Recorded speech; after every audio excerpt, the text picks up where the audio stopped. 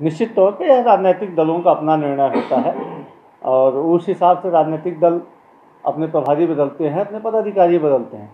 पुनिया जी बेहतर काम कर रहे हैं। पुनिया जी आला कमान और प्रदेश नेतृत्व के बीच में बेहतर सांगठनिक तालमेल बना कर रखे हैं। पुनिया जी छत्तीसगढ़ में हमारी सांगठनिक गतिविधियों की बेहतर ढंग से मॉनिटरिंग कर रहे हैं और उनके नेतृत्व में कांग्रेस पार्टी यहाँ पे 15 साल के बाद सरकार में आई। 4 उपचुनाव हमने जीता, नगरीय निकाय चुनाव जीता, पंचायत चुनाव जीता। पुनिया जी के नेतृत्व में हमारी जो छत्तीसगढ़ की कांग्रेस की सरकार और बेहतरीन योजनाएं बना रही है, उन योजनाओं का जनता के बीच में शानदार क्रियान्वयन हो रहा है। तो हमारे प्रभारी बदलने की आवश्यकता नहीं है। इसके विपरीत भारतीय जनता पार्टी ने 3/4 बहुमत से हारने के बाद लगातार 4 उपचुनाव हार गए, 5वां हारने वाले हैं। नगरीय निकाय में एक भी महापौर भाजपा का नहीं बना।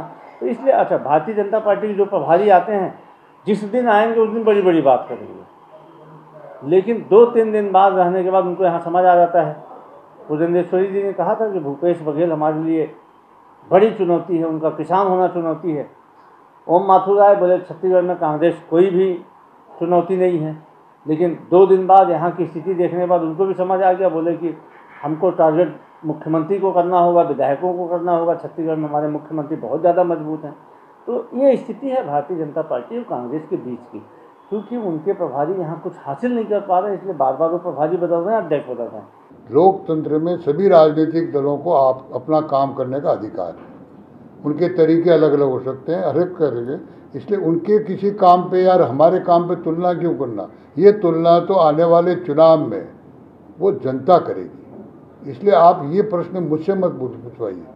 आप अपने विषय मेरे मुंह से क्यों खुलवाना चाहते हैं? ये उनका अधिकार है कहने का, वो कुछ भी कह सकते हैं। मैं उनको जबान नहीं, लोकतंत्र है ये। मैं उस तरह की भाषा नहीं बोलूँगा, ये मान के चलिए। जब तक यहाँ रहूँगा ये मान के चलिए। ये उनके ये बौखलाहट निकलती है उनके मुंह से।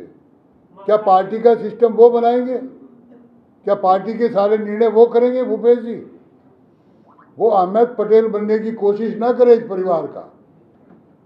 ये जो धारणा बनी है धीरे धीरे दिल्ली में कि अहमद पटेल जाने के बाद इस परिवार का दूसरा अहमद पटेल तैयार हो रहा है, तो वो इस तरह की भाषा ना बोले। और अच्छा है, मैं तो मेरी पार्टी के भी लीडर्स को कहूँगा कि हमें बिलो दी बेल्ट नहीं जाना चाहिए, हमें भाषा का मर्यादा, वाणी का मर्यादा रखनी चाहिए। पहला बयान की चुनौती नहीं है, दूसरे दिन कहते हैं कि मंत्रिमंडल और विधायकों को टारगेट करना है। युद्ध, आज जो बयान पढ़ा है तो युद्ध स्तर पर लड़ाई करना है। तो इसका मतलब ये है कि ओम माथुर कंफ्यूज्ड हो गए, उसको क्या करना है क्या नहीं करना उसको समझ नहीं आ रहा है। अहमद पटेल बड़े शख्सियत थे, बड़े उनके मतलब वो लोकसभा कई बार जीते, कई बार राज्यसभा रहे। सोनिया जी के राष्ट्रीय मतलब उसके सचिव के रूप में वर्षों तक के देश की राजनीति में वो उनका बड़ा दखल था। वो अहमद पटेल बनना आसान काम नहीं है।